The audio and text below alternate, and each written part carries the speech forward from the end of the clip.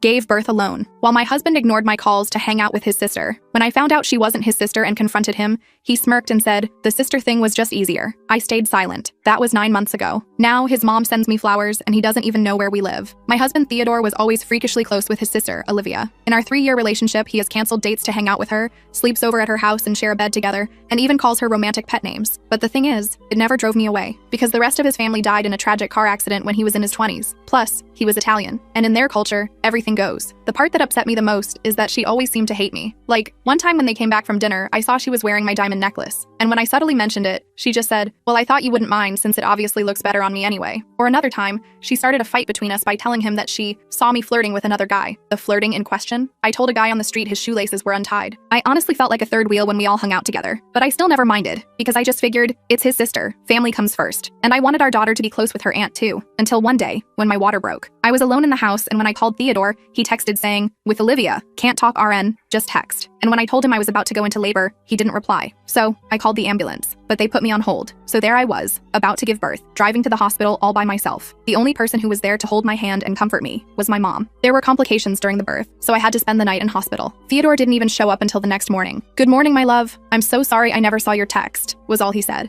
before picking our baby girl and twirling her around the room. Well, I was still extremely vulnerable and sensitive from the pregnancy, so I figured it was easier to just let it slide than to bring it up. And I guess he knew he messed up, because for the next few days, he was the most attentive, kindest father and husband any woman could ever dream of. Every time I winced, he was already standing with the heating pad before I could ask. And even when I insisted I was fine, he sang lullabies to the baby at night while rubbing my swollen feet. But I guess old habits really do die hard, because it wasn't long until Theodore was barely home again, hanging out with Olivia. So one day, when I was feeling particularly miserable and lonely, I left the house with my baby girl to visit the old neighbor lady. Mind you, this lady has lived in this town since she was born. She knows everybody. So as I'm ranting, Olivia comes up, and I started telling her how I didn't mind him prioritizing his family, but I thought after I gave birth things would change. Suddenly, her face drained of color. She gripped the table to steady herself. "That's not his sister," she said, voice shaking. I felt like I'd been punched in the stomach. Olivia is my coworker's daughter and has no siblings. And in the worst way possible, everything had finally clicked. The loving glances, the playful touching, the constant tickling. I called my mom crying, and she didn't say anything, just told me she was on the way over. My chest was burning up so much I thought I was having a heart attack. Luckily, she packed up all his things without question. So that night, Theodore came home to all of his stuff in bin bags at the door. I told him what I knew, and he didn't even seem ashamed, just sad that he'd been caught. "Babe, she's just a friend." I slapped him. "You will never be allowed near me or our baby again. Get the F out of my face." A smirk was instantly plastered on his face. "You say that like it's a bad thing," he remarked. During all this, my baby girl was sleeping upstairs in her cot, so my mom had no issue with shoving him away from me and telling him to F off. He left, and even though I felt like a total badass, it was hard. And somehow, things were about to get even harder, because when I went back to the neighbor lady, she told me his family had never died. His mom is alive, but he has no contact with her. However, he still talks to 3 of his aunts, 2 uncles, and has several cousins. Suddenly, all my heartbreak was replaced with a deep, unearthing rage, and I was going to make him and Olivia suffer hard. I spent the next few days in a daze, alternating between crying uncontrollably and feeling this burning rage that made my hands shake. My mom stayed with me, taking care of the baby when I couldn't pull myself together enough to do it. I'd just stare at my daughter's tiny face and wonder how someone could lie about literally everything in their life. Like, who does that? Who pretends their family is dead? Who pretends their girlfriend is their sister? It was seriously messed up. I needed answers, and I knew I wouldn't get them from Theodore. So I did what any reasonable person would do. I started digging. First, I checked our wedding photos. There were these cousins who came to the wedding that Theodore had introduced as distant relatives from his mom's side who survived the accident. I found one guy on Facebook and sent him a message asking how he knew Theodore. Turns out he was Theodore's actual brother. Not cousin, brother. The one who supposedly died in the car crash. He seemed confused by my questions but told me Theodore had 5 siblings total, all very much alive. I felt sick to my stomach. Who lies about their siblings being dead? What kind of psychopath does that? I called my best friend Reese and told her everything. She came over immediately with a bottle of wine and her laptop. "We're going full detective mode," she announced. While my mom watched the baby, Reese and I started searching for everything we could find about Theodore's real life. We found his mom's Facebook page pretty quickly. She posted regularly about her garden and her book club. No mention of Theodore anywhere, which was weird. But there were plenty of photos of her with her other children at family gatherings. Theodore wasn't in any of them. "This is some seriously twisted stuff," Reese said, scrolling through years of family photos with no Theodore in sight. "It's like he erased himself from his actual family and created this fake tragic backstory." I nodded, feeling numb. But why? Why would anyone do that? We kept digging and found Theodore's elevated school yearbook photos online. There he was, looking younger, but with that same charming smile that had fooled me so completely. And right next to him in the cheerleading squad photo was Olivia. They weren't in the same grade. She was a year older, but they definitely knew each other in elevated school. "So they've known each other since they were teenagers," I said, feeling another wave of betrayal wash over me. He told me they met in college. Reese squeezed my hand. "I'm so sorry, girl. This is beyond messed up." The next day, I created a fake Instagram account and followed Olivia. Her profile was public, and I I scrolled back years through her posts. There were dozens of photos of her and Theodore together, going back at least 5 years. In some of the older ones before I met him, the captions were things like "date night with my love" and "3 years with this handsome man." Then suddenly, around the time Theodore and I started dating, the captions changed to things like "sibling time" and "brother-sister day out." They had literally rewritten their relationship history when he met me. They'd been dating for years before I came along, and instead of breaking up, they created this elaborate lie about being siblings. I felt physically ill. I showed my mom, who had been quietly supportive through all of this. She looked at the photos and shook her head. "You need to talk to a lawyer," she said firmly. "This isn't just about separation. This is about protecting you and the baby." She was right. I called a lawyer named Linda the next day. She specialized in family law and had this no-nonsense attitude I immediately appreciated. I told her everything, showing her the evidence we'd gathered. She listened carefully, taking notes. "This is certainly unusual," she said when I finished. "But unfortunately, lying to your spouse isn't illicit. Being a terrible person isn't grounds for anything special in separation proceedings." I felt deflated. "So he just gets away with it?" "Not necessarily," Linda said, leaning forward. "We need to focus on what matters legally: custody of your daughter and division of assets. Has he tried to contact you about seeing the baby?" Surprisingly, he hadn't. It had been almost a week, and Theodore hadn't called or texted once about our daughter. It was like he'd completely disappeared from our lives. "That's actually good for us," Linda explained. "It shows a lack of interest in parenting. Document everything. Every missed call, every day he doesn't ask about his child. It'll help us build a case for primary custody." I left Linda's office feeling slightly more in control. I had a plan now at least. But that control didn't last long. When I got home, there was a huge bouquet of flowers on my doorstep with a card from Theodore. "I miss my girls. Let's talk." No apology. No acknowledgement of his massive deception. Just, "let's talk," like we'd had some minor disagreement. I threw the flowers in the trash and took a picture of them there, sending it to him with no caption. He called immediately, but I didn't answer. Instead, I texted, "All communication through my lawyer from now on." Then I blocked his number. That night, Olivia showed up at my door. I was feeding the baby when I heard the knock. Through the peephole, I saw her standing there, looking nervous. I didn't open the door. "I know you're in there," she called out. "We need to talk about this. It's not what you think." I laughed bitterly to myself. "Not what I think? What else could it possibly be?" "Go away or I'm calling the police," I shouted through the door. "You're overreacting," she said, her voice taking on that condescending tone I'd heard so many times before. "Theodore and I have a complicated history, but we're not together anymore. We haven't been since he met you." I didn't respond. I just took out my phone and started recording, in case she said anything I could use later. "The sister thing was just easier to explain," she continued when I didn't answer. "His family is really messed up. They did basically disown him. The car accident thing was just, I don't know. It was easier than explaining the real situation." I still said nothing. "Fine," she finally said. "Be that way. But you should know Theodore is devastated. He loves that baby, and he's not going to just walk away." After she left, I called my lawyer and told her about the visit. She advised me to file for a temporary restraining order just to be safe. If they're willing to maintain a lie this elaborate for years, who knows what else they might do, she pointed out. The next day, I went to the courthouse and filed the paperwork. I felt a little silly doing it. Theodore had never been physically violent with me, but the psychological manipulation was real, and I was genuinely afraid of what he might do next. I was right to be worried. That weekend, I woke up to find my car tires slashed. All 4 of them. There was no note, no evidence of who did it, but I knew. I called the police, who came and took a report but didn't seem particularly interested. "Probably just random vandalism," the officer said with a shrug. I knew better. I installed security cameras that day. The cameras paid off sooner than I expected. 2 nights later, they caught Theodore trying to use his key to get into the house at 2 a.m. The restraining order had been granted by then, so I called the police immediately. They came and apprehended him for violating the order. He spent the night in prison before being released on bail the next morning. His apprehension seemed to escalate things. The next day, I started getting calls from unknown numbers. When I answered, no one would speak. Just silence, then a hang-up. This happened at least 10 times. I changed my number that afternoon. Then the social media harassment started. Someone, I assumed Olivia, created fake accounts and started posting horrible things about me. They claimed I was mentally unstable, that I had cheated on Theodore, that I was an unfit mother. They tagged my workplace, my friends, even my extended family members. I printed everything out for my growing file of evidence and reported the accounts, but new ones kept popping up. It was exhausting and terrifying. I felt like I was being stalked by people who knew everything about me, while I was still discovering new lies about them. Through all this, I was trying to take care of a newborn. My maternity leave was running out, and I needed to figure out childcare. My mom had already stayed much longer than she planned, but she could see I was struggling. "I'll stay as long as you need," she assured me. "We'll get through this together." I broke down crying, overwhelmed by gratitude. "I don't know what I'd do without you," I told her. A few days later, I got a text from an unknown number. "Check your email." Against my better judgment, I did. There was a message from Theodore with the subject line, "The truth." I almost deleted it without reading, but curiosity got the better of me. The email was long and rambling.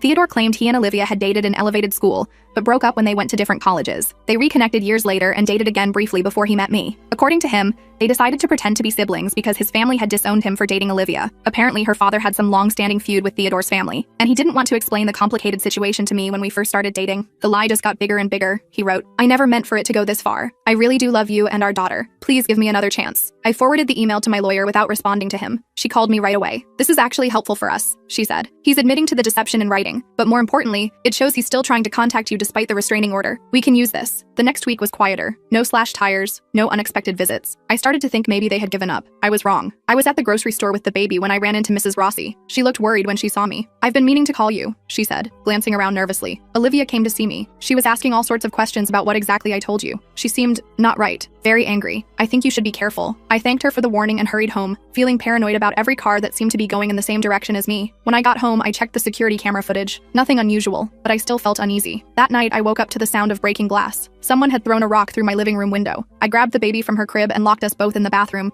calling 911 with shaking hands. The police came quickly this time, but whoever had broken the window was long gone. The officer took my statement and looked at the security footage, but the person had stayed out of the camera's view. All you could see was a gloved hand throwing the rock. "Could be anyone," the officer said unhelpfully. I couldn't stay in the house after that. I packed some essentials and went to a hotel for the night. The next day, I called my boss and explained the situation. She was surprisingly understanding and agreed to let me work remotely for a while. I found an Airbnb in a nearby town and booked it for 2 weeks. My mom came with me, of course. The Airbnb was a small cottage on the outskirts of town. It felt safer being somewhere Theodore wouldn't think to look for me. I spent my days working, taking care of the baby, and building my case with Linda. We had a court date set for the custody hearing, and I was determined to be prepared. About a week into our stay at the Airbnb, I got a call from a number I didn't recognize. I almost didn't answer, but something told me I should. "Hello?" I said cautiously. "Is this Theodore's wife?" a woman's voice asked. "Who is this?" I replied, not wanting to give away any information. "My name is Susan. I'm Theodore's mother." I nearly dropped the phone. His mother, the one who was supposedly dead, the one he claimed had disowned him. She was calling me.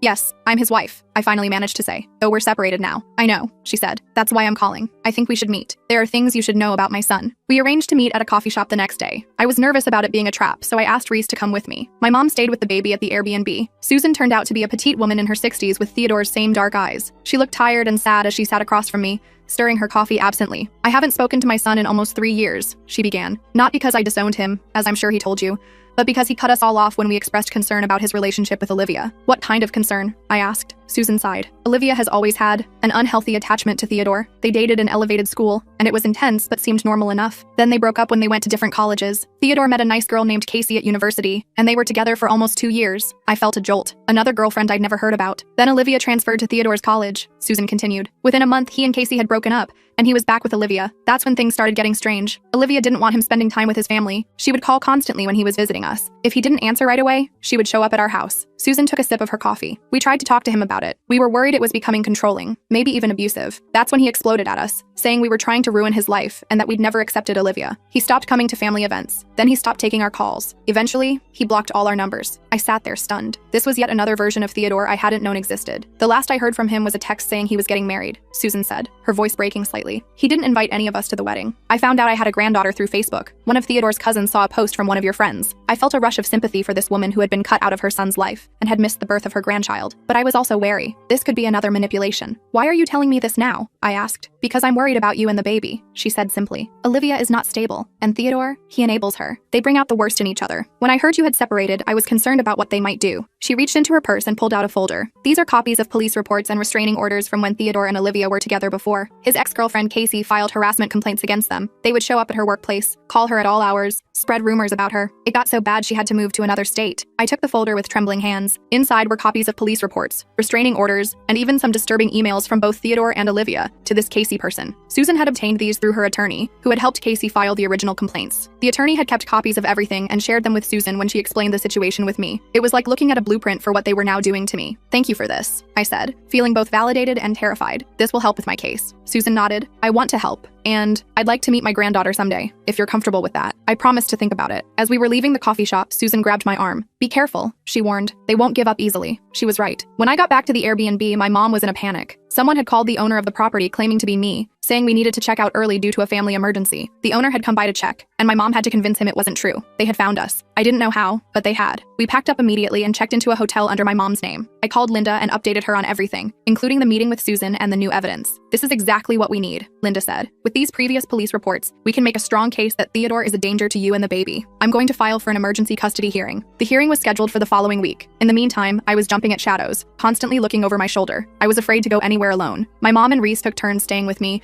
making sure I was never by myself. The night before the hearing, I got an email from Theodore. "I know where you are," it said. "We need to talk before you do something you'll regret. Meet me at the park near your hotel tomorrow at 9 a.m. I forwarded it to Linda immediately. She called the police, who agreed to increase patrols around my hotel, but said there wasn't much else they could do since the email wasn't explicitly threatening. I barely slept that night, holding my baby close and listening for any unusual sounds. When morning came, I was exhausted, but determined. I wasn't going to meet Theodore, of course. I was going to court to make sure he could never threaten me or my daughter again. Linda met us at the courthouse early. She had prepared a mountain of evidence: the social media harassment, the slashed tires, the broken window, the police reports from Theodore's ex, and statements from both Mrs. Rossi and Susan about Theodore and Olivia's concerning behavior. As we waited for the hearing to start, I saw Theodore and Olivia walk in together. They weren't even trying to hide their relationship anymore. Theodore looked right at me and had the audacity to smile and wave, like we were old friends running into each other at the grocery store. Olivia just glared, her arm possessively linked through his. The judge called our case and I took a deep breath. This was it, the moment of truth. I clutched my evidence folder tightly and walked into the courtroom, ready to fight for my daughter's safety and my own peace of mind. Whatever happened today would determine our future, and I was prepared to do whatever it took to protect my little girl from the web of lies that had entangled us all. The judge was this older guy named Judge Williams, who looked like he'd seen it all. He had these reading glasses perched on the end of his nose and kept glancing between Theodore and me like he was trying to figure out who was telling the truth. Linda had prepped me well, telling me to stay calm and stick to the facts, which was harder than it sounds when your ex is sitting there smirking at you like he's already won. When it was my turn to speak, I laid it all out. The fake sister story, the lies about his dead family, the harassment after I found out. I showed the judge the security footage, the police reports, everything. My voice only cracked once, when I talked about driving myself to the hospital while in labor. Judge Williams actually looked up from his notes at that part. Theodore's lawyer tried to paint me as unstable and paranoid. He claimed Theodore and Olivia were just very close friends, who had a brief romantic history years ago. According to him, they pretended to be siblings because Theodore's family was complicated, and he wanted to simplify things for me. Like that makes any sense. The worst part was when Theodore took the stand. He put on this whole sad act, talking about how much he missed our daughter, and how I was keeping him from her. He even managed to squeeze out a few tears when he talked about wanting to be in her life. I had to dig my nails into my palms to keep from screaming. But then Linda got to cross-examine him, and that's when things got interesting. She started by asking simple questions about his family, his mother's name, his siblings' birthdays, basic stuff. He answered confidently, probably thinking this was easy. Then she pulled out the folder Susan had given me. "Mr. Theodore, you testified that your mother disowned you 3 years ago, correct?" Linda asked. "Yes, that's right," he said. "Then how do you explain this birthday card she sent you last year?" Linda held up a card with Theodore's name on it. "The one you responded to with this text message thanking her?" Theodore's face went pale. Linda had gotten copies of text messages between him and his mom from Susan, messages that proved they were in contact much more recently than he claimed. That was, he stammered. Linda didn't let up. "And you testified that you and Olivia were just friends when you met your wife, correct?" "Yes, we had dated years before, but then how do you explain these social media posts from just 1 week before you met your wife?" Linda pulled up the screenshots I'd found, showing Theodore and Olivia clearly in a romantic relationship right before he met me. It went on like that for almost an hour. Linda methodically dismantled every lie Theodore had told. By the end, he was sweating and contradicting himself left and right. The judge kept making these little notes, his expression getting sterner by the minute. When Olivia took the stand, things got even weirder. She couldn't keep her story straight at all. First, she said they were just friends when Theodore met me. Then she admitted they had been dating but broke up when he met me. Then she said they had never really broken up, but had an understanding. It was a mess. The real bombshell came when Linda called Susan as a surprise witness. Theodore's face when his very much alive mother walked into the courtroom was priceless. He looked like he'd seen a ghost, which I guess in a way he had, since he told me she was dead. Susan testified about Theodore and Olivia's pattern of behavior, how they had harassed his ex-girlfriend Casey to the point she had to move away. She brought letters, emails, more police reports. It was overwhelming evidence that this wasn't just a one-time thing, it was a pattern. After a short recess, Judge Williams came back looking grim. He granted me full custody of our daughter, with Theodore only getting supervised visitation once a month. He also extended the restraining order against both Theodore and Olivia for a full year, with the option to renew. The court finds the respondent's behavior concerning and potentially dangerous, Judge Williams said. The pattern of deception and harassment indicates an unstable situation that is not in the best interest of the child. I nearly collapsed with relief. Linda squeezed my hand under the table, and my mom, who had been sitting behind us the whole time, let out a little sob. As we were leaving the courthouse, Theodore tried to approach me, but a bailiff stepped between us. "Don't think this is over," he hissed before his lawyer pulled him away. Those words haunted me for days afterward. I kept checking the locks on my doors and jumping at every noise. Linda assured me the restraining order had teeth. If Theodore or Olivia came anywhere near me or contacted me, they'd be apprehended immediately. Still, I couldn't shake the feeling that they weren't done with me yet. I was right. About a week after the hearing, I started getting calls from Child Protective Services. Someone had reported me for neglect and unsafe living conditions. The CPS worker who came to inspect my apartment seemed embarrassed to even be there. It was obvious the place was clean and my daughter was well cared for. She told me they get false reports sometimes during custody disputes, and apologized for the inconvenience. Then my boss called me into his office one day. Someone had emailed the company claiming I was stealing from clients. It was completely false, and thankfully my boss knew me well enough not to believe it, but it was still humiliating to have to defend myself. The final straw came when my neighbor knocked on my door one evening to to tell me someone had been asking questions about me around the building. They had claimed to be an old friend trying to reconnect, but the description matched Olivia perfectly. I called Linda in a panic. "They're not stopping," I told her. "The restraining order isn't working. Document everything," she advised. "Every call, every report, every sighting. We'll go back to court if we need to." That night, I couldn't sleep. I kept thinking about what Theodore had said. Don't think this is over. Maybe it never would be over. Maybe I'd spend the rest of my life looking over my shoulder, waiting for them to pop up again. The thought was exhausting. The next morning, I made a decision. I called my mom and asked if her offer to let me stay with her for a while was still open. It was. Then I called my boss and asked about working remotely permanently. He was surprisingly supportive, especially after I explained the situation. Within a week, I had packed up our essential belongings and moved in with my mom in her small town 3 hours away. It wasn't running away, I told myself. It was a strategic retreat, a fresh start somewhere Theodore and Olivia wouldn't think to look for us. The first few months were hard. I jumped at shadows and panicked whenever an unknown number called. But slowly, life settled into a new normal. My daughter started crawling, then walking. I found a little house to rent not far from my mom's place. I made new friends who knew nothing about my past drama. I kept in touch with Linda, who updated me on the legal situation. Theodore had tried to contest the custody arrangement, claiming he'd changed and deserved more time with his daughter. The judge denied his request, pointing to the continued harassment as evidence that nothing had changed. About 6 months after we moved, I got a surprising call from Susan. She asked if she could visit to meet her granddaughter. I was hesitant at first, but she had helped me so much with the case that I agreed. She came for a weekend, and it was actually really nice. She brought photo albums of Theodore as a kid and told stories about his childhood that made him seem almost human. It was strange to reconcile the sweet little boy in those photos with the manipulative man I had married. He wasn't always like this, Susan said sadly as we watched my daughter play. Olivia brought out something dark in him, or maybe it was always there, and she just gave him permission to embrace it. Susan started visiting regularly after that. She was careful never to tell Theodore where we were, and I grew to trust her. My daughter loved her Grammy and would get excited whenever she visited. Life went on. I dated a bit, though I was super cautious about introducing anyone to my daughter. I made sure to do background checks and take things extremely slowly. Trust didn't come easily anymore. Then, about a year and a half after we moved, I got a text from a number I didn't recognize. "I know where you are." My fluids ran cold. I called Linda immediately, then the local police. They took a report but said there wasn't much they could do about a text message. I installed new security cameras and changed all my locks just in case. A week went by with no further contact. I started to think maybe it was just a random creepy text, not actually from Theodore or Olivia. Then I got an email from Susan asking if she could come visit that weekend. She mentioned she had some important news to share. When Susan arrived, she looked tired and stressed. We waited until my daughter was napping before she told me what was going on. "Theodore and Olivia broke up," she said. "It was messy. She's been telling people he mistreated her. He's been saying she's crazy. They're both dragging each other's names through the mud." I felt a weird mix of emotions. Vindication that their relationship had imploded, but also fear about what this might mean for me. Angry, unstable people can be unpredictable. "There's more," Susan continued. "Theodore got apprehended last week. He showed up at Olivia's place inebriated and caused a scene. She had a new boyfriend there, and Theodore went ballistic, broke some windows, threatened the guy. He's facing charges for lawbreaker damage and threatening behavior." I sat back, stunned. "So that text I got, probably from Olivia," Susan nodded. "She's been telling anyone who'll listen that Theodore ruined her life, and now she's out for revenge against anyone connected to him, including you." Great. Just great. I'd escaped one stalker only to potentially gain another, but at least with Theodore facing charges, he was less of an immediate threat. I reported the text to Linda, who added it to our growing file. She suggested we might be able to get a restraining order against Olivia as well, given the circumstances. The next few weeks were tense. I kept expecting Olivia to show up or for something bad to happen, but nothing did. Susan kept me updated on the situation. Theodore had pled guilty to lesser charges and gotten probation, plus mandatory anger management classes. Olivia had apparently moved on to harassing Theodore's new girlfriend, leaving me blessedly out of her crosshairs. Slowly, I started to relax again. My daughter turned 2, then 3. She was talking in full sentences now, a bright, happy kid with no memory of the drama surrounding her early life. I had been promoted at work and was doing well financially. I'd even started seeing someone, a kind, straightforward guy named William, who worked as an elementary school teacher and made amazing pancakes on Sunday mornings. Susan still visited regularly, and we developed a genuine friendship. She was the one who told me when Theodore finally moved out of state for a new job. "I think it's good for him," she said. "A fresh start, away from Olivia and all the bad memories." I agreed, though I made sure Linda filed the necessary paperwork to maintain the custody arrangement across state lines. I wasn't taking any chances. It's been 5 years now since that crazy court hearing. My daughter is starting kindergarten next month. William and I got married last year in a small ceremony. Nothing fancy, just close friends and family. Susan was there, beaming proudly as she watched her granddaughter throw flower petals down the aisle. Theodore still has his monthly supervised visits, though he only shows up for about half of them. He's remarried too, to someone he met at his new job. From what Susan tells me, he seems more stable now. The distance from Olivia has been good for him. We're never going to be friends, but we can be civil for our daughter's sake. As for Olivia, I haven't heard anything about her in years. She apparently moved to California to pursue acting or modeling or something. Good riddance. Sometimes I still can't believe how much my life changed because of one conversation with my neighbor. If Mrs. Rossi hadn't told me the truth that day, who knows how long I would have lived in that web of lies. I might still be there, feeling like a third wheel in my own marriage, wondering why I was never never good enough. Instead, I'm here, in this peaceful little town, with my daughter and my husband, and a life that feels real and honest. It wasn't an easy road, and there were plenty of times I wanted to give up, but I didn't. I fought for myself and my daughter, and we made it through. That's the thing about lies. They eventually fall apart. The truth always finds its way out, one way or another. And when it does, you have a choice. You can either crumble with the lies, or you can build something new and better on the foundation of truth. I'm glad I chose the latter.